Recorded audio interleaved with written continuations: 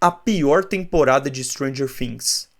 É assim que muitos descrevem a segunda temporada da série, seja por acharem ela chata, inferior às outras três, ou por conta do específico episódio solo da Eleven, que eu vou chamar de 11 porque eu assisto dublado. Quando eu soube disso, me chocou bastante, porque foi uma temporada muito importante pra mim. Ela fez eu me apaixonar pela série. E aí você pode falar, mas aí você tem um lado afetivo, vai passar pano e... Não. Se eu me apaixonei nessa temporada e não na primeira, existe uma razão.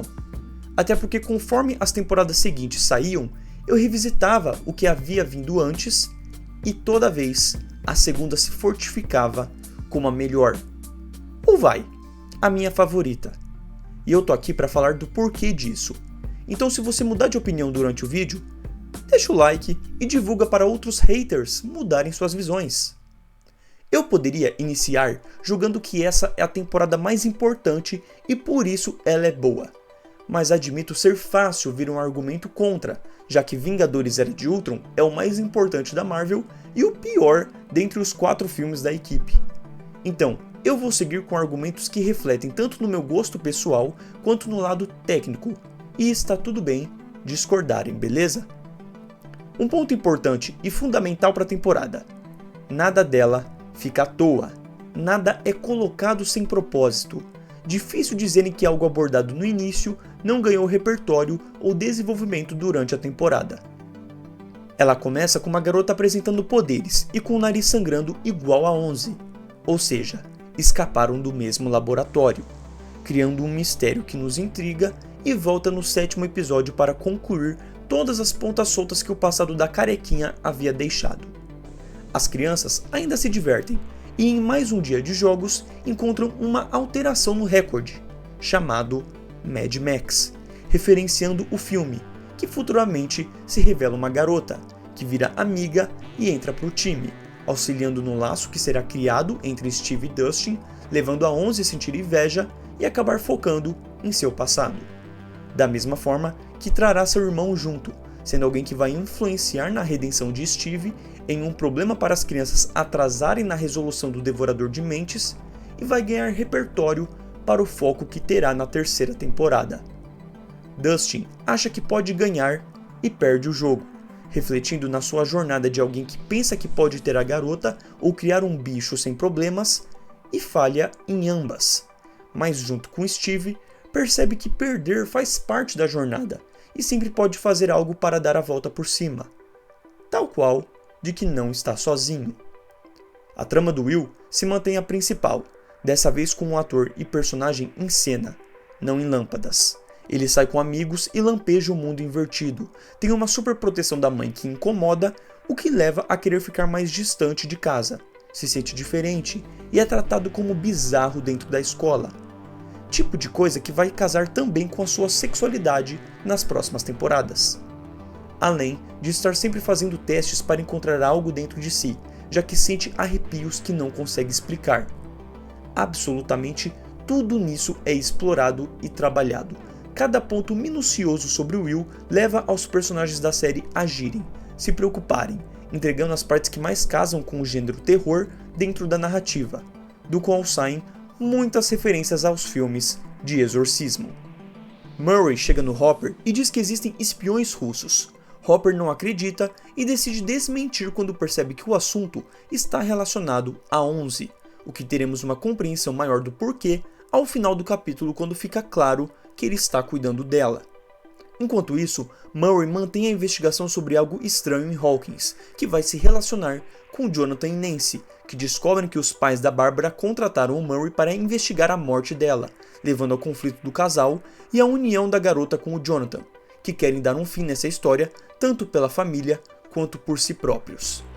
E Hopper, vale destacar, ouve sobre o ambiente de uma fazenda estar caótico pelo estado das abóboras, fazendo aquela referência a um dos instrumentos mais famosos do Halloween, aparentando ser um problema causado pelos vizinhos, quando na real sabemos que tem a ver com as experiências contínuas do governo com o portal para o mundo invertido, o que relaciona depois com um grupo de médicos que está cuidando do Will, sendo também o homem que nos entregará um final que vai responder à dúvida do episódio todo, que era: onde está a 11 desde o final da primeira temporada. E ela foi adotada pelo Hopper, começando uma das melhores relações da série inteira. E é assim, meus amigos, que se começa uma temporada. Então, vem a desenvoltura dos acontecimentos durante a temporada. Nada é à toa. Personagens que acabam ficando perdidos depois ou não têm mais o mesmo molho estão no ápice aqui. Jonathan está no seu melhor, crescendo na parte investigativa, ajudando Nancy com sua inteligência, sendo o maior apoio de Will em meio a tudo que está acontecendo e com uma presença que realmente transparece relevância. Joyce não é só a mãe preocupada ou a mãe simplesmente mãe. Ela está sofrendo os traumas da temporada anterior, não sabe no que acreditar, está tentando ser feliz sem saber se pode porque seu filho voltou, mas tem algo de errado que não consegue descobrir. Se mostra uma força motriz dentro do seriado que não encontramos nesse mesmo tom nenhuma outra vez, podendo passar todos os limites para deixar sua família bem.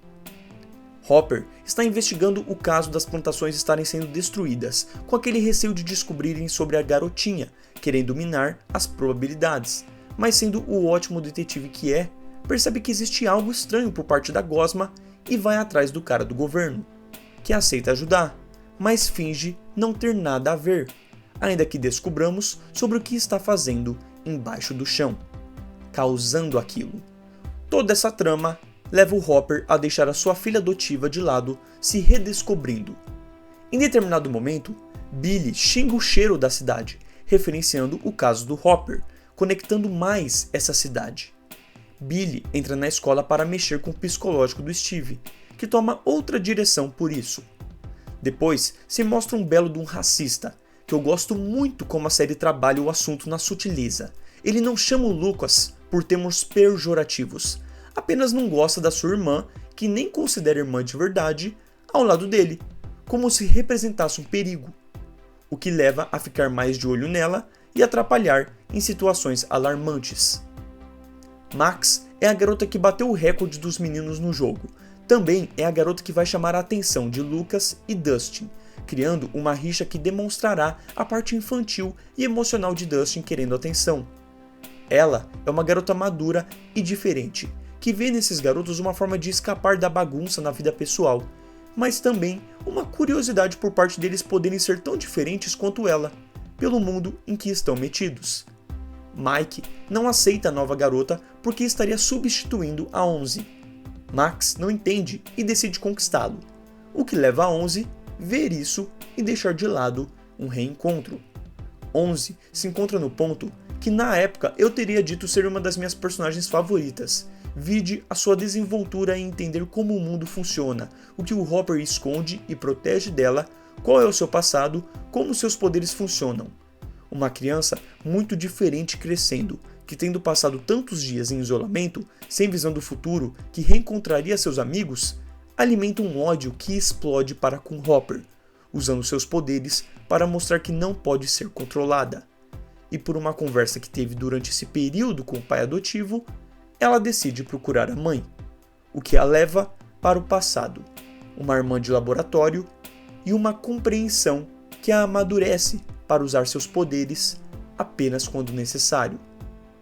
Falando em amadurecimento, Dustin, ainda que pareça ter a trama mais boba, acaba sendo aquela que mais dimensiona tudo o que estamos vendo e para onde vamos, encontrando um bichinho que nomeia de Dart, pesquisando sobre ele, descobre que não gosta de calor e evolui com o tempo. Esse bichinho é a ponta solta deixada no final da primeira temporada. As revelações sobre o ser se ligam diretamente ao Will possuído, sendo necessário calor para exorcizá-lo. Dustin, ao se distanciar dos amigos por ter um amiguinho que parece nutrir um vazio, acaba por fazer merda e, ao tentar consertar, esbarra com Steve, que vai suprir aquele vazio perante o laço que vão criar. E graças a tudo isso, Dustin evolui daquela criança que achava que podia fazer o que quisesse para uma que nunca mais comete esse tipo de erro nas vindouras temporadas. Steve é o personagem que mais evolui nessa temporada, tal como é a versão mais complexa dentro da série. Na primeira temporada ele era mais vilão, na terceira e quarta um mais engraçado, burrinho e forte para o combate. Aqui ele tá no meio termo de tudo. A parte cômica no ponto, o lado babaca certinho, sem afetar ninguém, e também aquele que se preocupa e cresce em meio a tudo que ocorre. Eu poderia falar mais, mas eu já fiz um vídeo sobre. O link está no card e na descrição. E Mike é um cara que tinha um molho na primeira temporada, mas que na terceira e quarta fica uma coisa tão sem sal.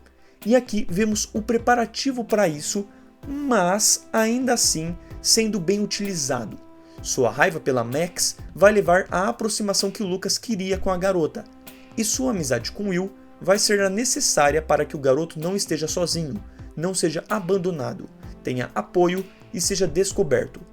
Pois Mike é o único com a cabeça nos jogos de RPG para entender quando um aliado foi comprometido. Como temporada, é uma baita temporada fechadinha. O problema de Will pontuado ao final da primeira temporada é destrinchado e finalizado aqui. A relação romântica desenvolvida na temporada anterior é concluída aqui, tal como a descoberta dos pais de Bárbara sobre seu desaparecimento. Bob é uma adição que marca, ajuda a resolver o mistério por trás do Will e conclui com uma das mortes mais tristes desse universo. Por fim, o gancho para uma terceira temporada chega gostosinha e com sutileza. Mas vocês querem falar dos problemas, né? Então bora! Dustin e Dart. Dura 3 episódios as cenas que focam nisso. E vale pontuar, se Dustin não tivesse pegado o bicho no lixo, ele tinha crescido aos poucos e matado muito mais do que só um gato. Mas graças à brisa de Dustin, o bicho para numa espécie de bunker que o devolve para o mundo invertido. E ainda impede o grupo de ser devorado. Mike com 11 ou a Max. Dura 3 episódios as cenas que focam nisso. E sinceramente, são tão comuns de criança. O garoto fica chonas em uma, não gosta de outra se intrometendo, isso junta com a falta que sente. Nada pior do que sentir que algo novo apareceu para substituir quem não teve uma despedida. Falo com propriedade. Mas quando seu amigo Will precisa de ajuda, pronto. Esquece, mulheres, meu amigo precisa de mim. Falta mais desse Mike nas temporadas seguintes, aliás. Ah, mas o episódio da irmã perdida. Sim, aqui existe um problema na quebra de ritmo. Vendo ainda o episódio 6, que não tem nada da 11 e conclui de uma forma completamente instigante, o episódio 7 deveria vir antes dele. Ah, mas e o Hopper falando com ela? A gente poderia muito bem ver depois e sacar em que momento os episódios estavam acontecendo na linha temporal. Agora, essa quebra faz do episódio 7 ruim? Não. O episódio é ok. Ele tem 2 coisas boas e 2 problemas. A parte problemática, que chama a atenção, é o tom. Parece que a 11 vai parar em um futuro alternativo digno do desenho Homem-Aranha Sem Limites, onde o visual é punk rock, as pessoas curtem uma anarquia e parece normal agir assim independente de onde estiver. Os amigos da 8 parecem mais velhos que ela, mas têm atitudes totalmente opostas, como se fosse para vermos um tipo de pessoa diferente no grupo, trazer aquela sensação disfuncional de Guardiões da Galáxia, só que sem serem alienígenas de planetas diferentes, e com um tom que fica piegas. Só que do outro lado, temos a relação das irmãs, que se unem por um mal em comum e nos é dado uma perspectiva de onde a nossa personagem poderia parar, quem ela poderia se tornar, mas que recua desse caminho por entender que tem algo de bom. É importante enfatizar, a 8 teve uma família, mas ela perdeu e não pôde fazer nada, o que a tornou amarga. A 11 ainda tem essa família e pode salvá-la. Isso ainda vendo que o crush está em perigo e o pai pediu desculpa por mensagem. Não é um resquício do seu passado que vai amedrontá-la. Esse desenvolvimento, ainda que curto e até rápido, é bem preciso e suficiente para a virada que a personagem precisava passar em sua jornada, nunca mais tendo que recuar a isso novamente. A não ser na 4ª temporada, mas acaba sendo mais por uma questão de se sentir um monstro pelo bullying que sofre, só afeta mais ela por ter sofrido experimentos quando menor, o que não difere de heróis como Superman e X-Men. É um outro ponto da jornada que desenvolve ela ganhar os poderes de volta. Aqui é mais o que faço com os poderes que tenho e o quanto deixo que dominem meu caráter. o considerado episódio filler da 11 a faz crescer como personagem, responde todas as dúvidas que a cercavam, colocam ela numa jornada própria que uma hora ou outra teria que passar na série, sendo a única com poderes. Aí porque tem um episódio que a pessoa considera desnecessário, sendo que responde sobre haverem outras crianças com poderes e leva a personagem a valorizar seu verdadeiro pai, a temporada é a pior. Digo isso porque a maioria utiliza esse episódio como desculpa, como se diversas séries não tivessem um episódio que não muda muita coisa para a história. E novamente, este muda para a protagonista. E como se este fosse um caso completamente à parte, com um tom diferente, como acontecia em séries grandes iguais Supernatural e Smallville, ou como se muitas séries já não tivessem usado o recurso de contar sobre outra coisa depois de um baita gancho no final do episódio anterior. E que aqui serve exatamente para relacionar com um retorno triunfal no episódio seguinte.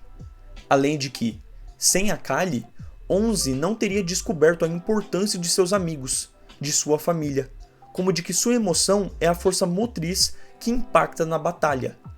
Ou seja, sem a cena do vagão, não teríamos o fechamento do portal, a derrota de Billy e a expulsão de Vecna.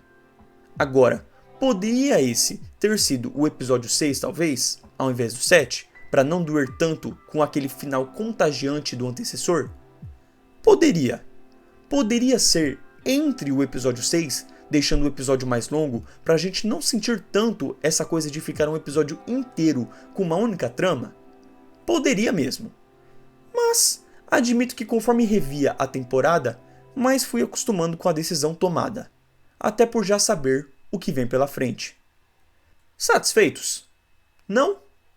Bom, algo que define completamente a temporada e diz muito dela para mim é a palavra equilíbrio.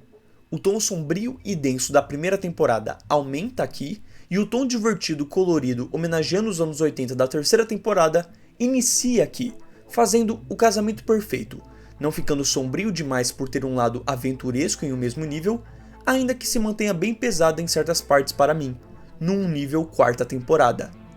E simplesmente casa. Ajuda para manter a trama intrigante, em um ritmo alarmante, mas aproveitando cada intérprete para conquistar o público com seu personagem. Todos estão mais gostáveis e carismáticos. Vários que eu apenas achava legal, eu passei a amar aqui. Isso vai do Hopper arrumando a nova casa da 11, para o Lucas com a sua família e a Max. O terror nessa temporada é absurdo, junto com a interpretação alucinante de Noah Schrepp no papel de Will. Lembro de olhar para as cenas de desespero dele, a mudança facial quando o devorador assume seu corpo e as cenas em que seu corpo treme como se realmente estivesse sendo abduzido. Eu lembro de me impressionar e pensar como o garoto era um achado, conseguiria muitos trabalhos no futuro. Me impressiona que não foi o caso, tal como de não ter uma indicação nas premiações. Por conta dele, a parte de terror engrandece, já que a maioria está relacionada com seu acesso ao mundo invertido. Mas claro que não é só ele. A forma como as cenas chegam, como quase dão um susto, como passam uma energia abafada e apocalíptica, a visão desse ser sem rosto, que o deixa muito mais amedrontador, e o uso de efeitos sonoros sobre o que mantém esse mundo, é fenomenal. Cada cena do Will passa uma sensação diferente, seja de adentrar ao inferno ou a falta da escapatória sobre um pesadelo sem fim. A conclusão do episódio 3, com ele sendo pego enquanto vemos Bob aconselhando de lutar contra o monstro, é pesada e aterrorizante. Todos os personagens de fora viam aqueles momentos como flashback ou pesadelos, e da pior forma, descobrimos que para o Will era totalmente físico. Fácil, fácil. Simples assim. E isso é bem feito graças à bela montagem ou edição dos episódios da temporada. O episódio 6, com a descrição sobre a evolução do bicho dentro do corpo do Will, mostrando todos os tipos de seres que vimos na série, traz uma adrenalina e um suspense legal demais. Esse trabalho dentro da temporada não só ajuda na dinâmica das várias tramas que acontecem ao mesmo tempo, não deixando nenhuma enjoativa demais, mas faz algo que eu valorizo muito numa temporada. Acontece nas melhores temporadas da televisão para mim. que é: o final de todo episódio traz um cliffhanger, um acontecimento instigante que dá vontade de já dar o play no seguinte. E os dessa temporada toda vez me remetiam ao meme do Scorsese de Absolute Cinema. Todos os episódios têm um final absurdo de bom.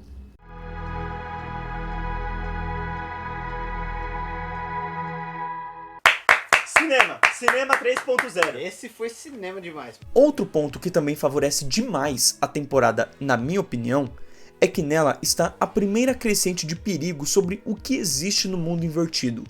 Tal como é a primeira vez que traz o sentimento épico e gostoso das equipes se reunindo para combater o vilão. Algo que se repete nas temporadas seguintes, mudando só quem está na linha de frente, enquanto que aqui tem o sentimento de novidade, de ninguém estar preparado, cada um usando as suas habilidades. A câmera, que viaja entre os personagens preparados, passa aquela sensação empolgante, que depois é meio que um já vi, ainda que obviamente se mantenha empolgante. Por outro lado, ainda relacionando a isso, envolve chegar ao final e ter aquele sentimento satisfatório de progressão no caráter dos personagens, no começo estando de um jeito e no final de outro, sendo o mais forte a dupla Hopper e Onze, que antes mantinham um segredo sobre a menina, havia uma regulamentação sobre os poderes, e agora estão indo juntos enfrentar o inimigo. A trilha sonora também é um destaque, muito mais pop, abusando em certo ponto da nostalgia, mas ainda mantendo certeira cada escolha musical, onde o tom ou a letra casam com o que está acontecendo.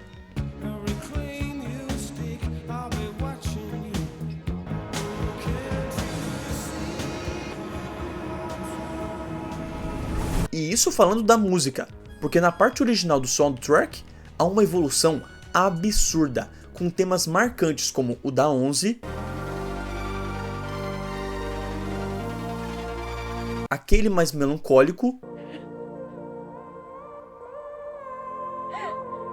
e algo mais eletrizante de preparação. Sério, são temas marcantes que nas outras temporadas quase não aparecem, o que deixa essa temporada ainda mais marcante. Só a temporada 4 que eu vejo batendo de frente na trilha sonora. E se bem me lembro, utiliza o tema da preparação.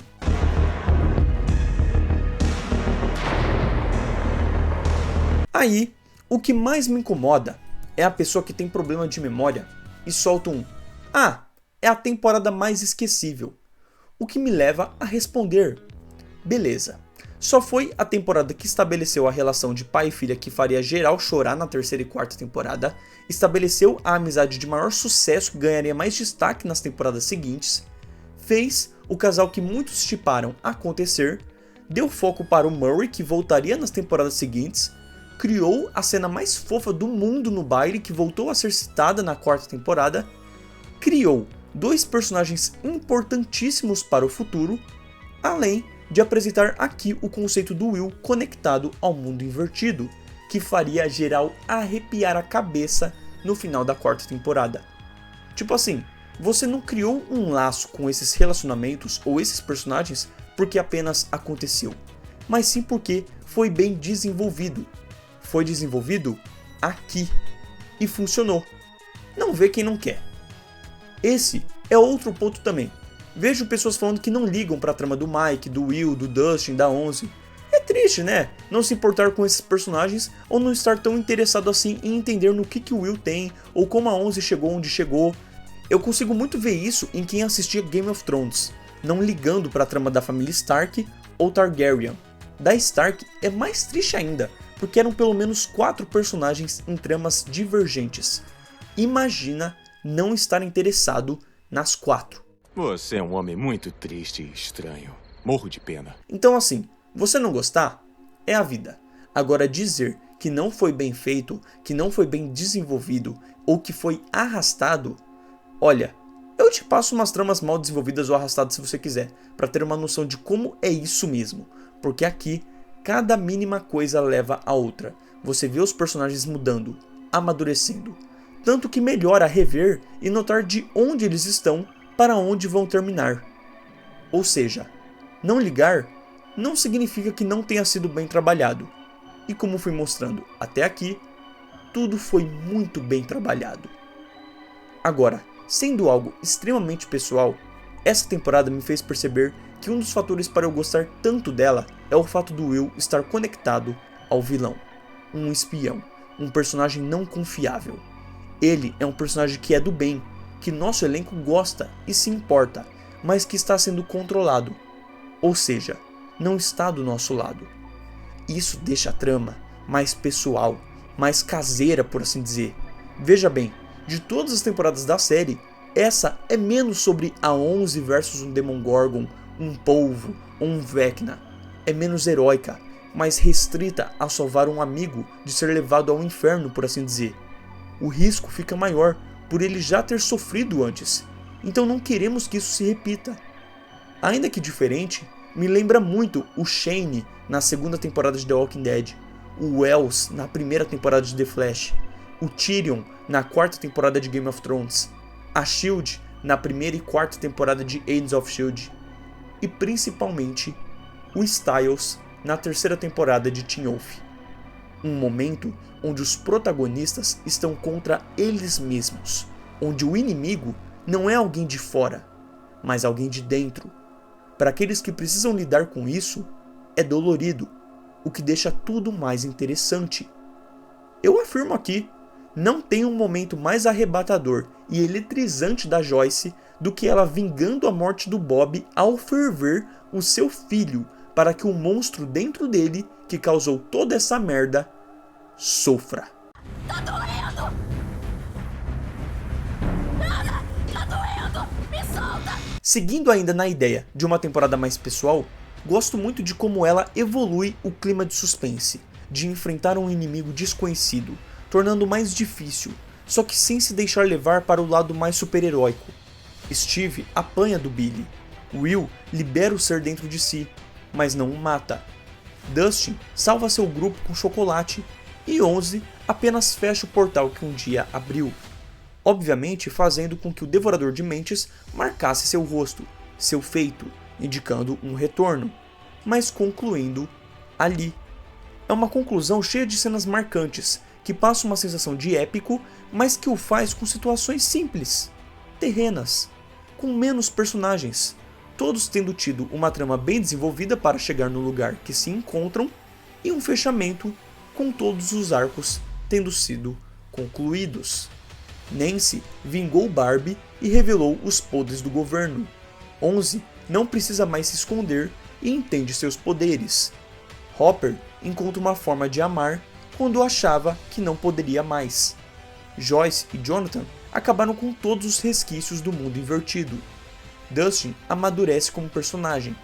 E Mike dá o beijo que tanto queria. Tudo que tinha ficado em aberto na primeira temporada é concluído. E tudo que vier a partir daqui, a próxima temporada que se vire e inicie uma nova trama. Entretanto, é importante relembrar, o verdadeiro mal ainda os observa, e sua vingança causará um impacto inimaginável. Cinema, galera, não tem jeito. A segunda temporada de Stranger Things é uma das melhores em todas as séries pra mim. Qualidade técnica absurda, tramas gostosas de acompanhar que se entrelaçam e levam a um grande final. É aquela temporada que cresce a cada episódio. Não tem um episódio no começo ou no meio que não vai ser superado depois. Ela vai numa crescente que, infelizmente, é interrompida pelo antepenúltimo episódio, mas que eu gosto de ver como um episódio bônus. A primeira temporada tem 8 ótimos episódios. A segunda temporada tem 9, sendo 5 ótimos episódios, 1 mediano e 3 excelentes. É uma temporada sem um episódio pulável ou uma trama que me faz questionar do porquê tô perdendo tempo com aquilo. Melhora seus personagens e entrega muito do que as outras temporadas vão acabar dando continuidade, evoluindo e até tirando leite. Não à toa, Steve, que na segunda temporada brinca de sua galera ser o time de escanteio, a reserva, ganha a parte principal nas próximas temporadas, que eu também amo muito, mas que estão 0,01% abaixo dessa aqui para mim, por justamente ela ser a base de tudo de bom que veio pela frente.